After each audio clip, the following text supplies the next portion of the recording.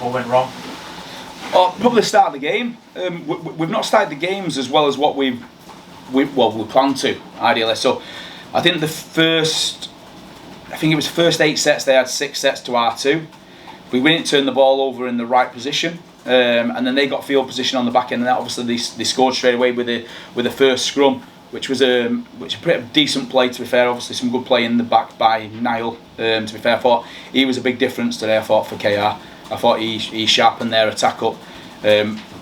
So going 8-0 down, we hadn't done the right things at the start of the game. But then after the 8-0, we started to play, I thought, and we looked a hell of a lot better in that middle period in the first half. And then straight away from the second half, again, they have, I think, again, 7 sets. I think they have 5 and we have 2. Again, and it come from us not turning the ball over in the right areas. The game at the start of the year is a pretty simple one, to be fair. It's obviously an ability to be able to do it, but completing your sets is huge, and turning the ball over well at the start of the year is massive for where you finish. And then when you get field position, being a little bit clinical, taking some energy out of the opposition. We didn't do that. We spilt the ball in good ball straight away. Our attack looked really poor today, whereas we thought we'd step forward. Every week we'd got better and better.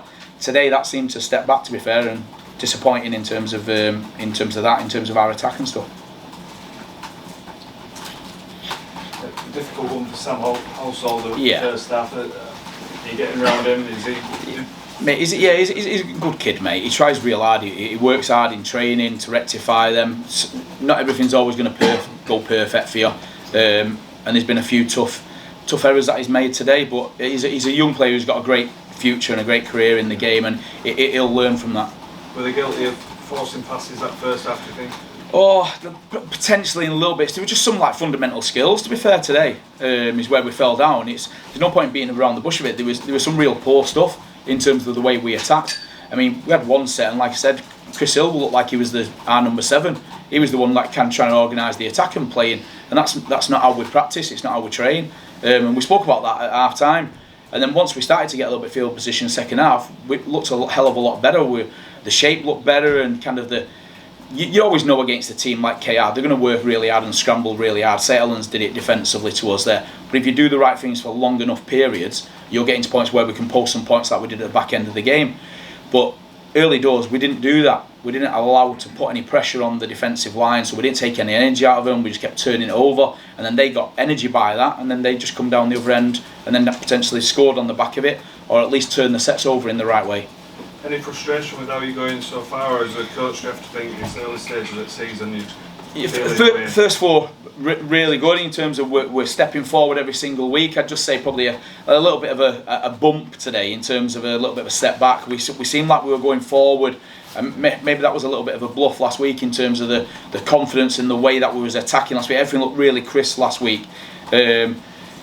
Yeah, I just say probably this week's probably a little bit more frustrated because we've just stepped back slightly from where we were. Whereas every week you want to try and get better at this time and get better and better at what you're doing and your processes. You said now was a big difference there, but yeah, just the fact that you know exactly what it's about from your time at Salford make it even more frustrating that he was able to do it to your side when you knew full well what it could do. Yeah. What's it? The big thing is there's not been too much imagery of probably Niall playing at fullback this year, because only when they've been fatigued. So we spoke about it, but speaking about it and seeing it's 2 different things. And whichever way you look at it, when I seen Niall was named at fullback, it was a bit of a warning for us, because he's a top fullback, mate. I've worked with him for a number of years. I know exactly how he plays the game. I know how he thinks about the game, so I know exactly what he's doing. And you could see it. We stood on the sideline. The first try, we should never have rushed out on the back of it for him. We should have got forward and kind of held our line. But he gets you in positions that you think you can go and kill him, and then he gets that pass away on him. That's the beauty of Niall. He's a good fullback. He made him a hell of a lot sharper today. Pretty surprising in the start of the year at fullback.